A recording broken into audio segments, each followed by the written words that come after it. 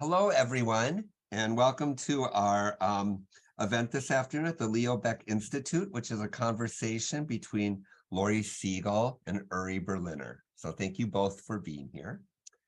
I'm going to introduce both people, though they are widely known, I think, especially by the visitors today. I'll start with Uri Berliner. Uri is the senior business editor at NPR, where he edits and reports on economics, technology, and finance. He helped build Planet Money, one of the most popular podcasts in the country. And his work at NPR has been recognized with the Peabody Award, a Loeb Award, Edward R. Murrow Award, and among others, many awards. His mother, Eva Kolisch, was originally from Vienna and was on the Kindertransport. And she is known today for being a founder of women's studies and for her radical activism here in the United States as an adult. Uri will be in discussion today with Uri Segal. She was born in Vienna in 1928 and also on the Kindertransport. She was educated at the University of London. She was a finalist for the 2008 Pulitzer Prize for Fiction. She's won a Guggenheim Fellowship, 2 Penn O. Henry Awards, the American Academy and Institute of Arts and Letters Award, and a fellowship at the Dorothy and Lewis B. Cullman Center for Scholars and Writers.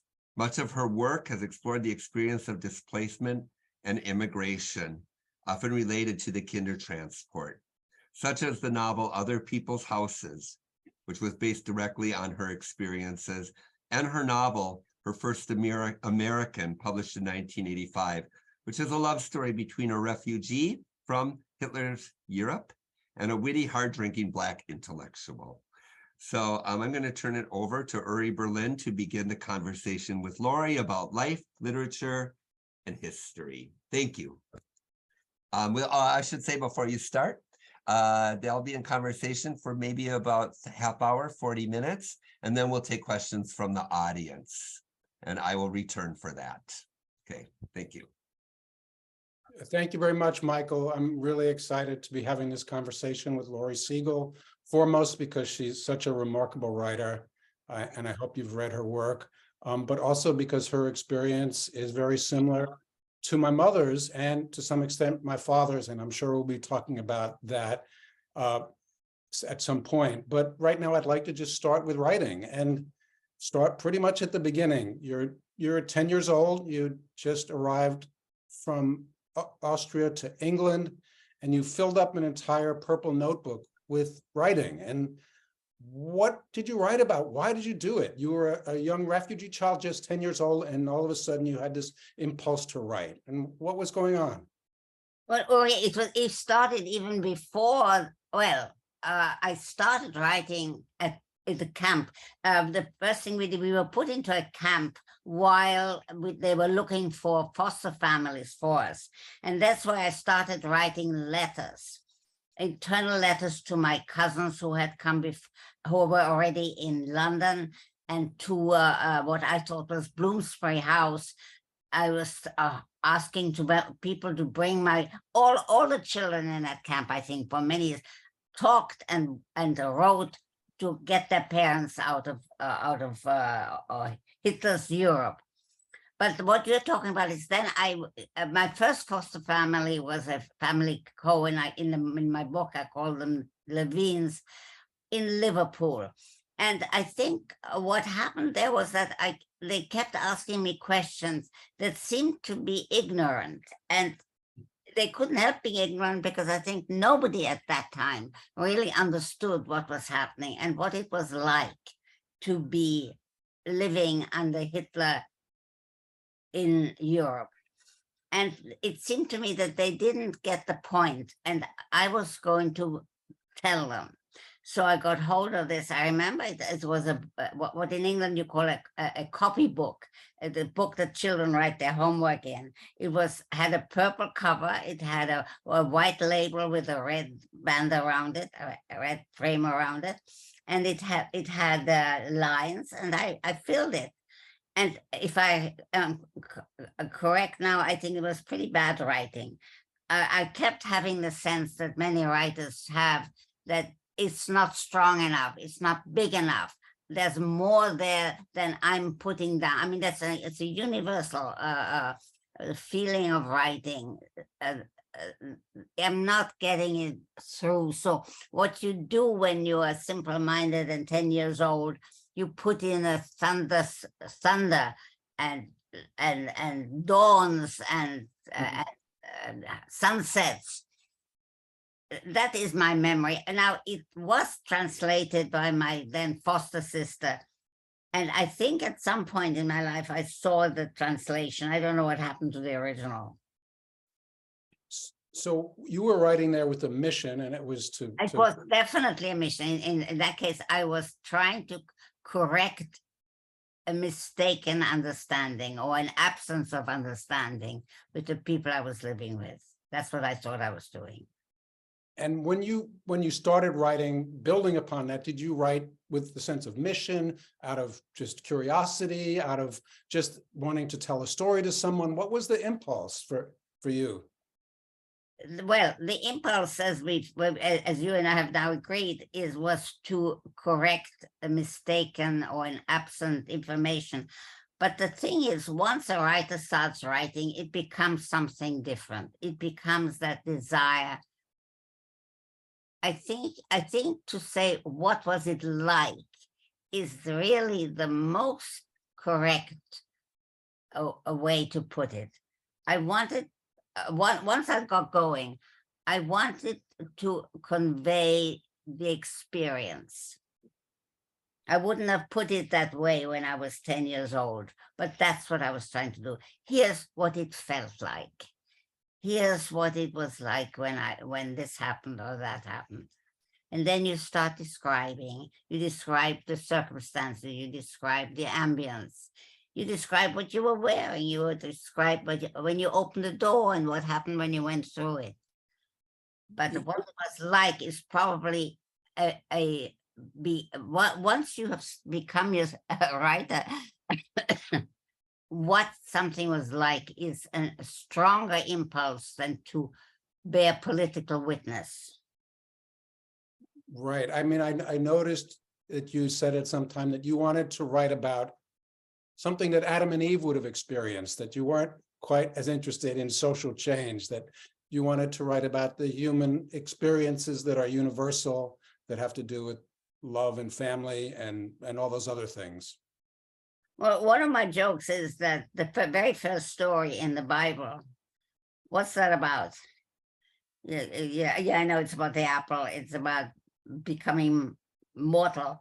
But what actually happens is that Adam says, "It's not my fault. She gave me the apple," and she says, "No, it wasn't me. It was that beast over there." Don't we still do that? Say it's not my fault. I didn't do it. It wasn't my fault. It wasn't my fault. It's one of the basic human actions. When I tell that story, I add that at some time in the New Yorker, there was a cartoon of some people in the jungle, and the legend underneath it said, "The most important thing is to figure out whose fault it is." So 2,000 years later, we're still doing it. Anyhow, that is I remember correctly. That is what interests me. What human beings do under whatever the circumstances have to be described, but it's the human action within those circumstances that will always interest me. You mentioned the desire to write what it was like, and your powers of observation are so keen and so acute, whether they're describing an article of clothing or what you heard on the radio. And I'm just wondering how you got, it's both, the details are both really super precise, but they're also vivid. They evoke all kinds of things. And I just wonder, did you take notes all the time when you were, throughout your life, or how you conjure all this? Oh yeah, I have a great disappointment for you. When I don't remember, I make it up. Well, let me Enough ask so you that about if this. it's, Yeah, go ahead.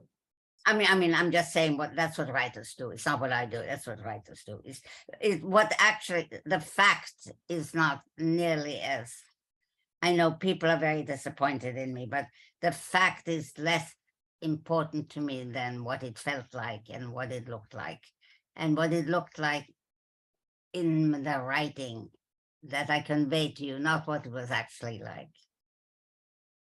It's not disappointing at all. I think it's even more remarkable that you could conjure all those details, but I am curious about the interplay between fact and fiction, because your novels are autobiographical. So there's some fact in there, some fiction, and just how they work together. So I wonder how they work together in what you write. My life and my experience is what I start out from. Help me now. Who wrote Dead Souls? Gogol. Yes. Gogol has a wonderful description, which I always do at this time. He's also asked, "How do you have an idea? What do you?" And he has this wonderful image of being in a carriage. He said, "Imagine you're in a carriage and you're passing a house, and the house has an open door. You send your imagination through that door, and your imagination goes down the passage, and on the left side there's an open door, and inside the door there's a room and there are people having dinner. Now, I mean, what you have actually seen is long since the carriage is a mile out down the road, right? It's your imagination that has given itself the opportunity to imagine what's in that room, who is sitting around that table, the man, the woman, the child, the dog. Your imagination, your invention has taken over from the actual fact of that open door. Does that make sense? It makes, yes, completely. That's how writing works. And I think people are often disappointed to find that the impetus has long since disappeared or has become secondary to the invention. When you're in that state of imagination and it's going, and I just wonder, like, if you can describe, is it emotional? Is it just focused and absorbed? Can you talk about what it's like when you're in that, when you're metaphorically going through that door? Well, I would just have to tell you the story of what's on the right side and what's on the left side. There's a picture on there. And as soon as you say there's a picture, there's a picture. There wasn't a picture before you said there was a picture. Before you said there was a door on the left side, there wasn't a door on the left side. Your imagination created the left side, and then people did. I mean, if I wanted, I would have to do the writing for you right now. I'm not sure. I'm up to that, but. All right. So we've been talking about imagination and invention, but I also want to ask you about your own life. And the Kindertransport, you left Austria when you were 10 years old. And I think you said this, or maybe I'm making this up, that the Kindertransport was always somewhere in the corner. And I just wonder how that experience of being uprooted as a young child and just so narrowly escaping the worst fate, how that influenced you.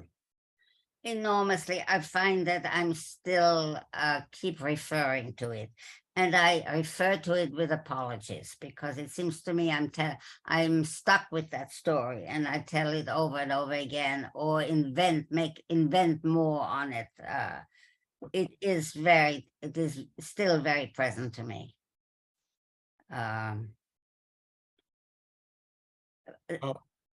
Yeah. What more? You wrote those first, you filled up those pages of that purple notebook in German. At a certain point, you no longer wrote in German, you started writing in English. And I'm wondering what that was like, whether you were able to express yourself in a different way, whether was it difficult to make that transition, just what it was like when you started writing in English? I think I have asked many people of refugee types like myself that same question. How did you get from being a German speaker to being an English speaker? Because that happened within weeks, within months, certainly. And it's a very curious event. And I do not have a conscious memory of how that happens. There's certain steps along the way. I mean, there were always the jokes about the refugee who's speaking English with the German word where the English word's lacking, or the other way around. Suddenly you're speaking in English that has German words in it. But how you got it's not obviously not a conscious thing. I think at some point it becomes like the learning of the 2-year-old of a language. You absorb the language and as much of the accent as you can. I was 10 years old, so I'm conscious of still having. I'm conscious when I think about it of having an accent. But if I had been 2 years younger, I would have probably lost that accent entirely. It's very curious, and you wonder how that happens. What happens is it the ear that of the 8-year-old that is more malleable, or is it some construction of the jaw, the teeth? What happens? Why is it that that the adult never loses that accent, that voice, that sound combination from the original language? Curious, isn't it? It is, yeah. But I tell you one other oddity. It always strikes me as quite wonderful that the refugee child does not speak the language of the accented language of its home, of its parents speak. It acquires the language of the kids in the street of school, right? Right, absolutely. The child learns the language of the world around it, not the closest thing to itself, the language of its parents. Now that's something wonderful going on there. It's just the child knows where its bread is buttered. You know, you write from the perspective of a child in the novel Other People's Houses, a child who's a Kindertransport refugee, and it's a very observant, sometimes funny bit of writing, and a book where but it's almost, but it doesn't get overwhelmed by emotion, the emotion of the upheaval, of the turmoil, of the fear, and it's very, I'm sort of reminded of Dickens in this book like Oliver Twist, where the child is experiencing some pretty painful, difficult things, but manages to describe them with the kind of distance that makes it even more powerful. I wonder how conscious you are of not being overwhelmed by the emotion of the event. I have an explanation that seems to me too easy. That is to say, I think it's probably true, but probably not the whole story. It seems to me that the way I tell, this is almost anecdotal by now, that as I was leaving my parents, going across the Stephaniebrücke in Vienna towards the station from which we were going to go to the tram or the train, couldn't have been a subway, there were no subways, the train to which was going to take us to the station, I remember seeing a child crying. I write that in the book. And I kept thinking that I should be crying too. I thought it was appropriate that I should be crying. But I got a way out of it. I was thinking, wow, I'm going to England. That's exciting. So I found myself a way out. And there's a joke between me and my friends that I misuse and overuse the word interesting. Mm-hmm. Instead of something being tragic, I find it interesting. Mm-hmm. And interesting essentially means something to write about. Right, right. There's this passage of that book where it's both funny and sad, where the protagonist, your mother, obviously, desperately worried that you're leaving, goes to the store, buys you a sausage, and you stick it in your suitcase.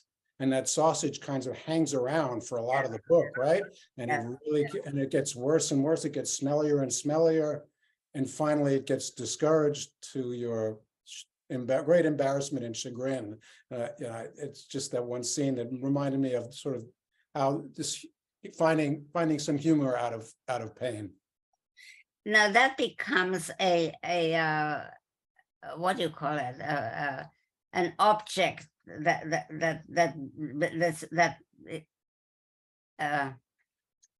this is perfectly real. That's not a made up, that's a real sausage, but it also becomes a motif, right, of something that your mother's given you, put herself in danger to get it for you, and you can't throw it away even though you don't want it, you don't have any use for it, and it's smelly, but you can't throw that away. When you were a young woman, you were educated in England and went to college there, and I'm just wondering how you developed as a writer, and what you read, and what you were influenced by in your reading as you became a more mature writer. I can't remember what I read. I read a lot. I read all the time. I read Jane Austen. I read Dickens. I remember another one of the stories I tell in the story of my becoming a writer is my mother reading me David Copperfield when I was feeling sick, because we had made another one of our transfers from Kent to Surrey because of the war. That my mother could not stay close to the channel. It was it was not safe for German speaking aliens to be too close to the channel, in case they showed, they communicated with the Germans. I think that was it. So we had to move away from that. We were now in a new place, and I was that I remember as pretty difficult. But in any case, my mother was reading me David Copperfield, and the result of that was my saying, "That's what I want to do. Now I understand what this is going to be all about. I'm going to do. I'm going to write." Yeah, I've been, oddly enough, I had been writing all along in my, writing little stories, but the word being a writer came to me as a result of reading David Copperfield. really. Wow. I mean, I was reminded of that and Oliver Twist in your books, just the child who's thrown through so many whirlwinds of experience, terrible mostly, some great, and has this very sort of pure and detached way of describing them. So it's certainly one of Dickens's themes, the child, the misused child. Exactly. I'm curious about the German language. Do you still speak it? Do you speak it to your children? Do you speak it to your grandchildren? I don't. It's something that's always planned. We're always planning to do that, but it never happens. My mother and I, who lived with us or lived in the same building, and I were always going to teach Beatrice and Jacob to speak German, but my husband did not speak German, and it would have been disturbing to speak a language that he didn't understand. Also, it was just simply easier to keep talking English. So we did not do that. And I'm sorry we didn't. There are people who have done that, who have preserved that second language. I'm very sorry my children don't know German. It's a pity. And I have really not kept it up. mostly because oddly, this is something that I would like somebody to answer. It was easier for all of us to read English than to read German. Those of us, the refugees, we were all began reading English. English is a more comfortable language to read than German. I wonder if I'm right about that. Anybody there who knows the answer to that? Why is it easier to read English novels than to read German? Well, my mother, like you, was born in Vienna, was a native German speaker, and came to America and was adamant that she would never speak German again. But she was also, there was something about the language that was spoken in Austria. It was very comfortable and warm and ironic. And at a certain point in time, she became a professor of German and German languages and became very immersed in it again. Now, she did not speak German to me, so I didn't learn it. And she did not speak German with my father, even though he was a German refugee. They only spoke English. She did speak it to her mother, my grandmother, and that's the only time I ever heard German coming out of her mouth. And the few words I picked up was from listening to my mother and grandmother. But she did have this, eventually she had this pull to reconnect with the German language. I think that makes a lot of sense. I wish I had done that. I never had that sense. I would never speak German again because German is innocent. The language is innocent of what happened in it. But I did not, I think it was much more laziness that English became so comfortable.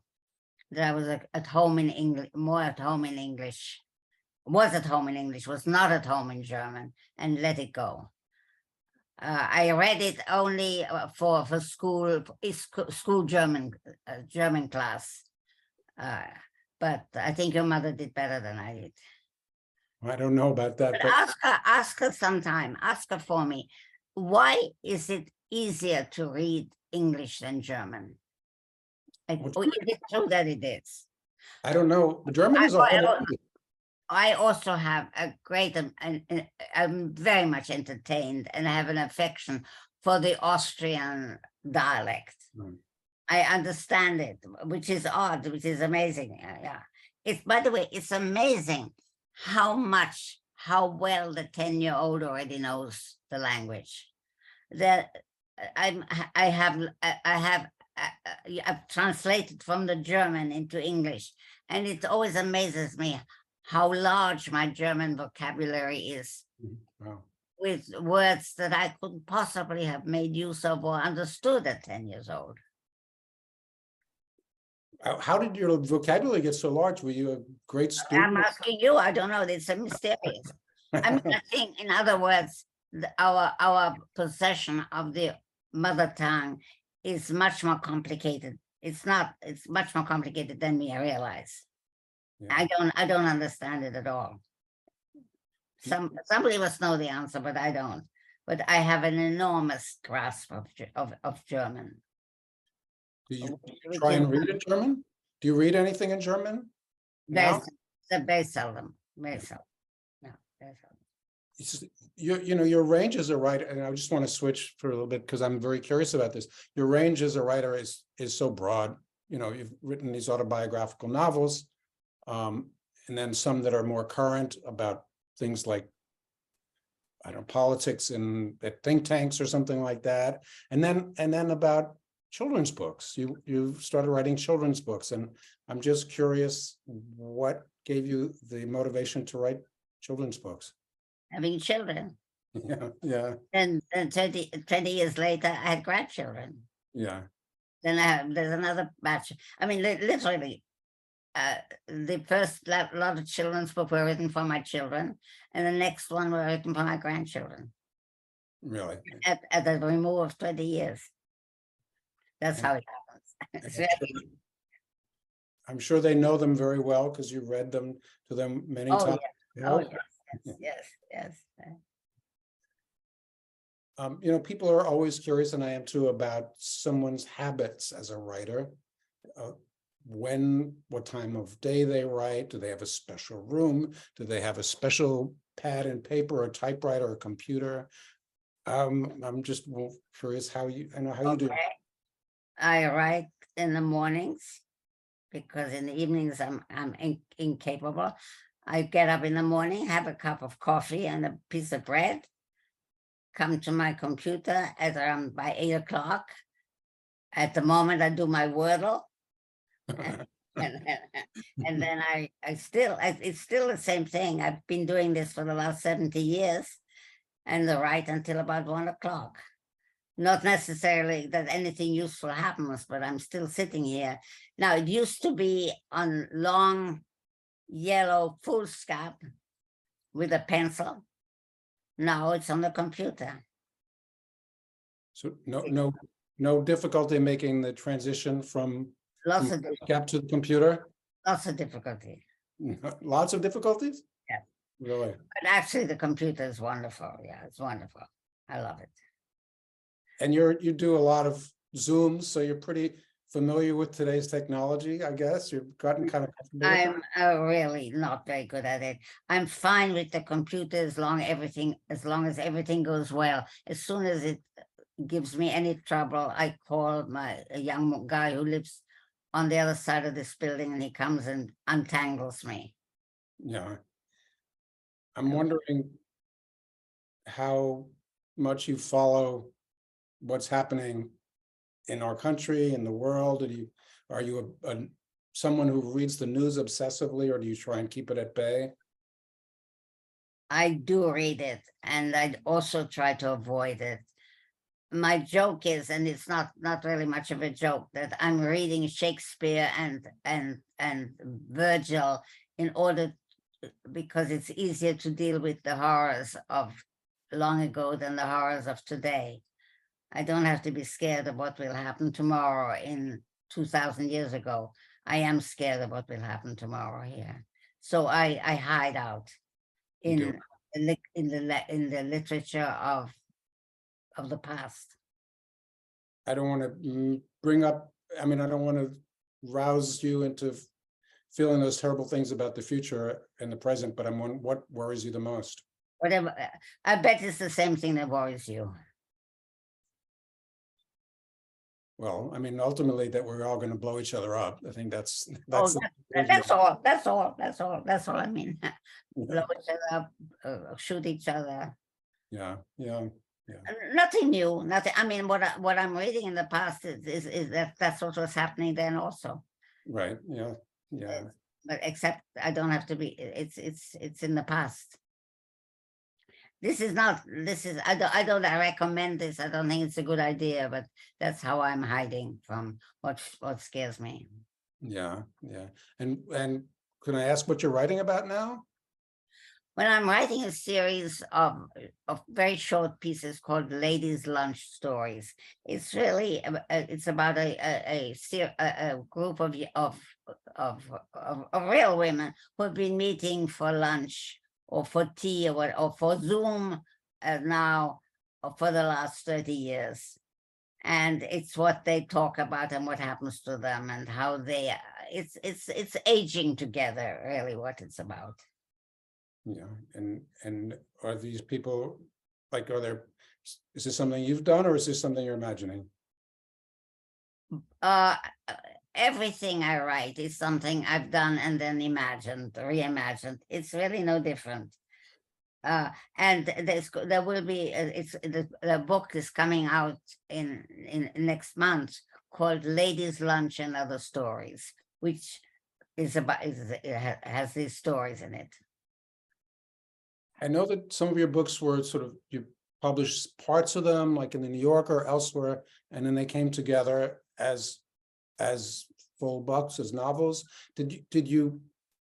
Was that by design, or did you just say, here's a part of my novel, are you interested? How did that work?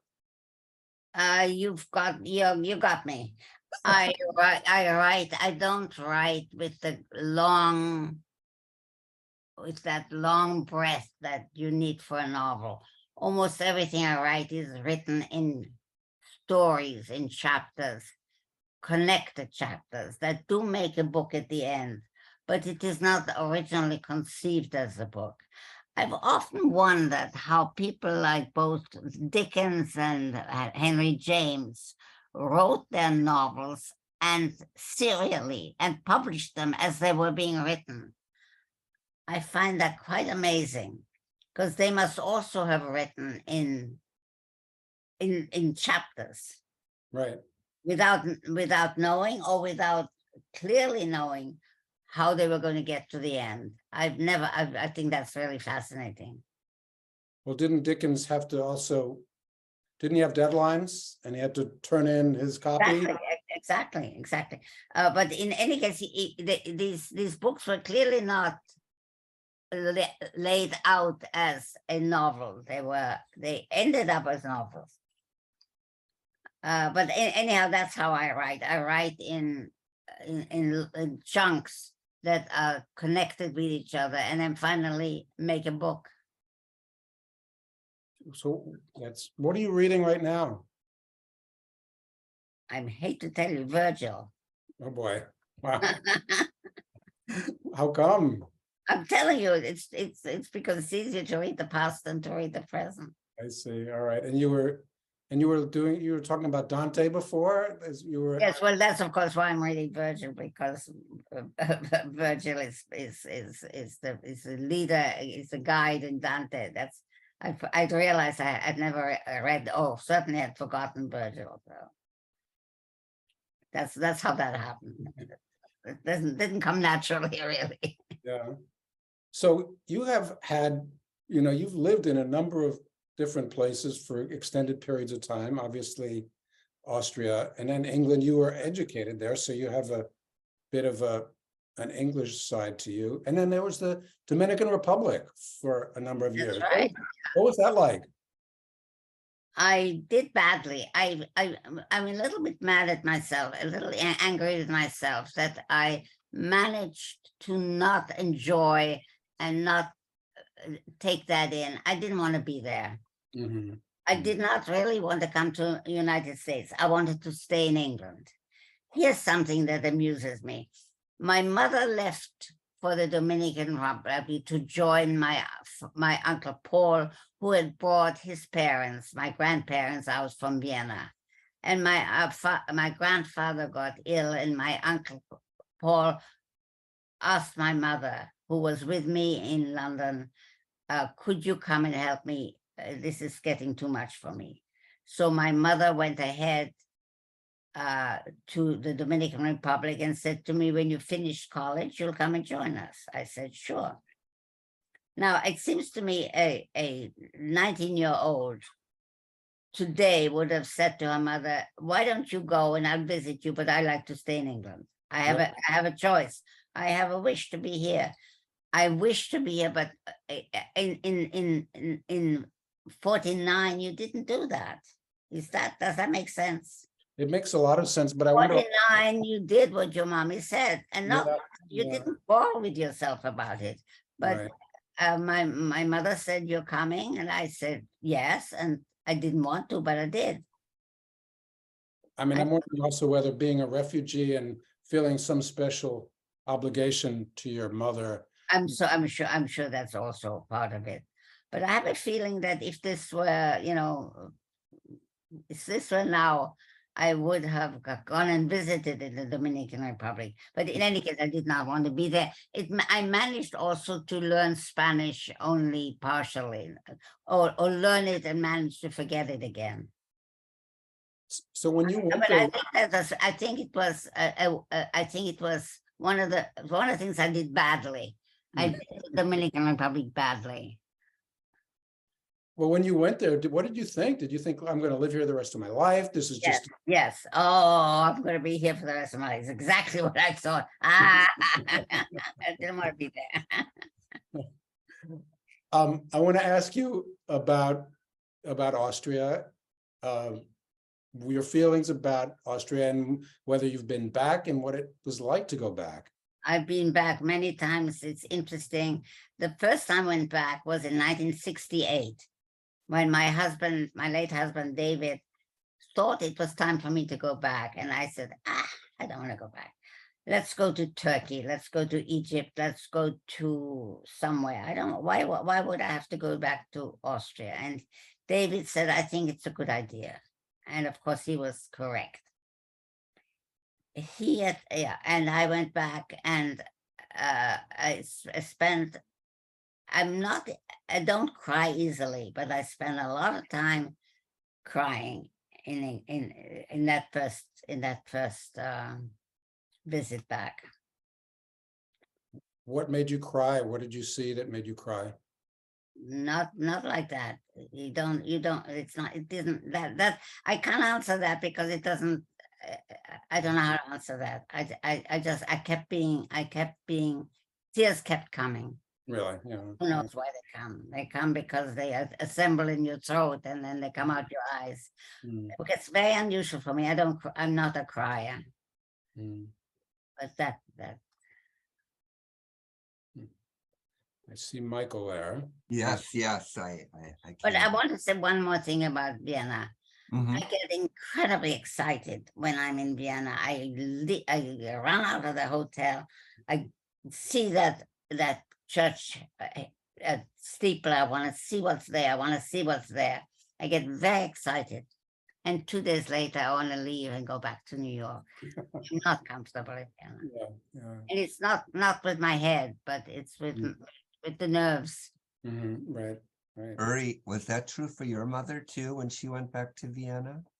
Oh, I think even more, she was very reluctant to go back. And I think also she had some of her former classmates wrote to her because she appeared in a documentary, and they wrote to her and said, "We'd love to see you. It's so great you're alive." These were Gentiles. They were not Nazis. They were anti-Nazis. But my mother was very, very reluctant to connect with them because she didn't know who they were, what their motives were. And eventually, through correspondence, she did write back and developed this very strong bond with them and visited them. And actually, she actually had some really good times with them in Vienna. And I was there with my mom in Vienna when she did a tour of giving readings, and she, I think she was happy to be there. But I think, like Lori, I don't think she wanted to stay too long. Mm-hmm. Yeah. So there's a lot of questions. So thank you for the conversation to both of you. It was great. It was really, really good, I thought. I guess I'll just start in with the questions because actually I don't have anything to add. I'm still reeling from the discussion. So the first question, I'll say, Uri's mother, Eva Kolish, wrote 2 wonderful books of memoir using many wonderful features of creative nonfiction. Can Uri and Lori talk about the relevant strengths and differences between fiction and memoir? That's a loaded question, to be sure. But Lori, I know we can start with you maybe, because I know you've talked a lot about fiction and memoir and how much of memoir is actually a kind of fiction because you don't always remember everything exactly the way it happened. Yes, Maybe I think, that's a way to in talk a way about it. in a way we did talk about it. Yeah. Like that it's not what I wanted to write rather than write my story. It was the writing, that's where the emphasis falls. Mm-hmm. It's just that the story it's a good story, it's a story you can work with. Yeah. What do you think, Uri? Well, I know from my mother, her books, the memoir and fiction spill all over each other. And I think they influence each other. And, I don't know exactly why she chose to do it that way. I would like to, but I also feel like I know that she felt like she could develop her story more strongly in fiction in parts. So she did it. I think she was like Lori, whatever it takes to tell a good story. Right. That's it. That's exactly right. Where it takes you, where the story takes you. Yeah. Right. I mean, it's interesting. Don't check back and see if it actually happened that way. Right. Too good to check. That's what sometimes. Hello, Lori. This is for you, Lori. As an archivist at Surrey History Centre in England, I'm interested to hear about your time at Belcaro, which you call Adorato in other people's houses, Right. in Guildford, Surrey. We were contacted by the current owner of the house with whom you have corresponded. Right. Was your time in Guildford a positive experience, Jill? I don't know, how about this was an experience? It was such an experience that I still use it. I discover that there are words from Guildford that I use as a password. I use it as a password. Yeah, it was a very important experience, and I have a friend now who went back to England and sent me pictures from Belcaro. Lori, what was it like working with Maurice Sendak? It was fascinating. We got on. I have a 1.5 hour interview with him on tape about the Grimm fairy tales, in which he had the most bizarre, most individual and original view of these stories that have very little to do with other people's views. They're totally fascinating. And also we talked about how I would say, Maurice, did you know what you were going to do when you start? He said he had no idea at all, but he said he would read it and come up with these totally different original takes on stories. We had a lot of good conversation. Yeah. Did you know, actually, Lori, did you know, or actually did Ava know Doris Orgel? Yes. Yeah, because we just received her archival collection, a lot of her letters and her papers. And of course, she also worked with Maurice Sendak in a lot of children's books. Yeah. Yes. I met her a couple of times. I didn't know her well. She was an acquaintance. Yeah. Someone wrote, my mother, Ruth, and her sister, Hannah Laura, were sent from Berlin, Germany to a children's home in Sunderland, England on the Kindertransport in May 1939. Were most of the Kindertransport children placed in a children's home or in a private residence? From I'll start with my understanding, and then both of you can correct me if you wish. I think that the older children often weren't taken in by families, and they lived in various institutions like boarding schools and so on. But the younger children were taken in for the most part. Is that your understanding too, Lori? I think that may be true, but I know there were some older children who were taken in so they would work around the house to be, then they were, so they were doing chores or cleaning up or taking care of the younger children. My mother came when she was 14 and she was in 2 private residences. The first one was kind of a disaster, and the second one she had a great time. I think there were some accounts of schools that were very happy and perhaps even better because there was connection with English children that worked very well. I've read accounts of that were very good accounts of English boarding schools. Yeah, there was a volunteer here at Leo Beck. I don't mind saying this because she's talked about it in interviews and stuff. She was young. She was also taken in by a family, but once she was there, it was because she was to be used as a maid. She was maybe 13. A common enough story. And actually, Uri, we have this traveling exhibit about the Kindertransports, and the end of the exhibit, when I give tours, I always talk about your mother's letter to her father, your grandfather. That she wrote him, telling him she was so young, but telling him to be strong for the sake of the family because they were so worried about getting your grandmother out of Austria. So she gives him kind of a stern pep talk in the letter, and she must have been how old? 12 or 13 or 14 maybe. 14, yeah. I think that experience, she developed a lot of muscles and a lot of fortitude, and she grew up you grew up faster, right? Did you, Yeah. do you feel that? Did you grow up faster, Lori, because of you were displaced? I imagine so. You know? I think Yeah. that's true. Another question for Lori. I read somewhere, I think in an essay you wrote many years ago for the New Yorker, that you had been trying for years to write an accurate account of your escape from Austria. I wonder if you feel that you have since succeeded in telling that story. Well, I think that is the story of other people's houses. Mm-hmm. I think that's as accurately as, or as accuracy being not the first cause, but I wanted to get it, the feel of it. Mm-hmm. Yeah. Yeah. Oh, that makes sense. That is an amazing book.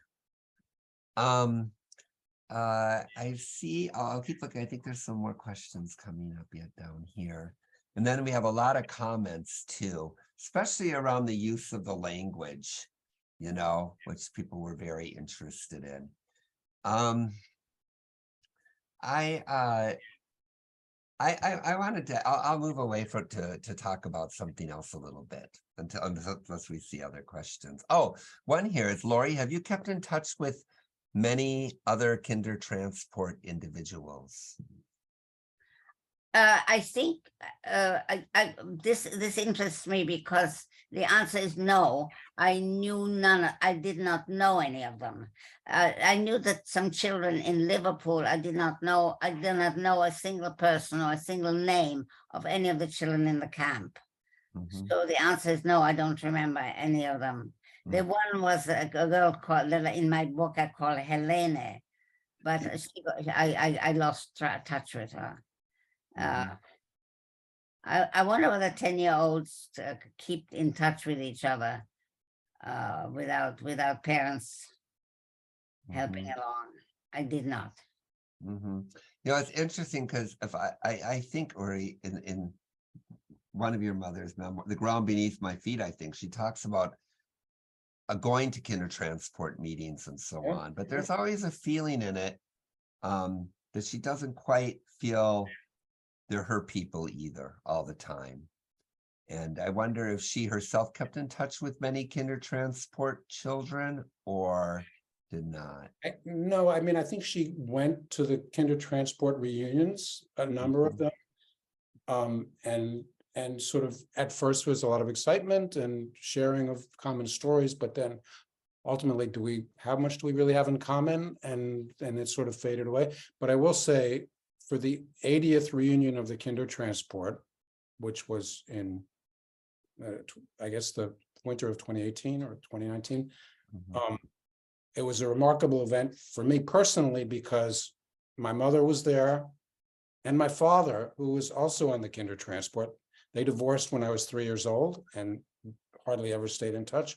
But my father came. He was on Kindertransport and he went to Sweden. And to see my parents together in their very old age at this event, Kindertransport event, this common experience they went through, and it brought something together in them, and they were very warm and affectionate with each other. And for me, it was just a remarkably moving experience because I never would have expected it in a million years. That's nice. Yeah. Someone writes, I would love to hear more about Lori's uncle. She writes so poignantly about him in a way that conveys how for some people being exiled and made a refugee is something one never recovers from. Well, my Uncle Paul was the favorite, the hero of my childhood. Rather, I was closer to him in a way than my father, who was a sick man all during my childhood. And I wrote an partly invented story about his life and his loss of his young wife in the Dominican Republic. That had a different purpose from the idea of wanting to write fiction rather than of writing that fiction was a better venue than journalistic fact.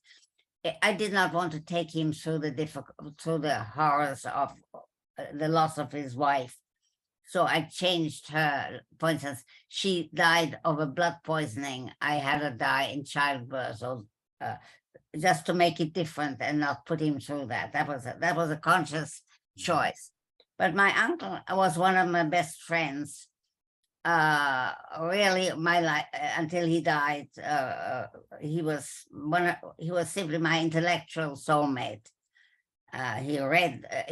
For instance, at one point I was translating the Bible. Now my Uncle Paul had very little use for the Bible, but he had use for the Bible as literature, and he was one of the people with whom I could talk about the Bible, which was fascinating to me. He was my best friend. Thank you. So I think with that, we'll close the event. It's almost 3.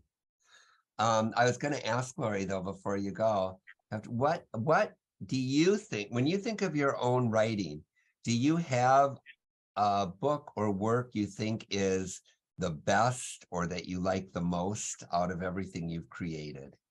Yes, her first American is my favorite child. I'm glad to hear that.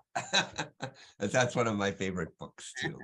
Thank you. So yeah. And I would have loved to have talked more about that, but we did one. We did once before, yes, for the book club when we read it. So but I love that partly because I appreciate your great love of Henry James and how this is in a way a certain kind of rewriting of a Henry James novel, you know. Anyway, yes, well, thank you both for joining us today. And I guess I just will say in conclusion that we do have an exhibit up right now based on our a series of podcasts we've made with the actor Mandy Patinkin. And there's an upcoming one about Eva Kolish, Uri's mother. And we also have an exhibit where we showcase some of our material in our archival collections of Eva Kolish and the Kolish family. So if you're in the neighborhood, Manhattan, please feel free to come and visit us. Thank you again, Lori, and I hope we get to see you and visit with you again soon. And thank you, Uri, for being here as well. And greetings to your mother as well. Lori, it's good to know you. Lori, it's great to talk to you too. It's great to know you. Thank you. Thank you so much. Thank you. Yep. Everyone have a good afternoon. Thank you for attending. Please like this video and subscribe for more content from the Leo Baeck Institute.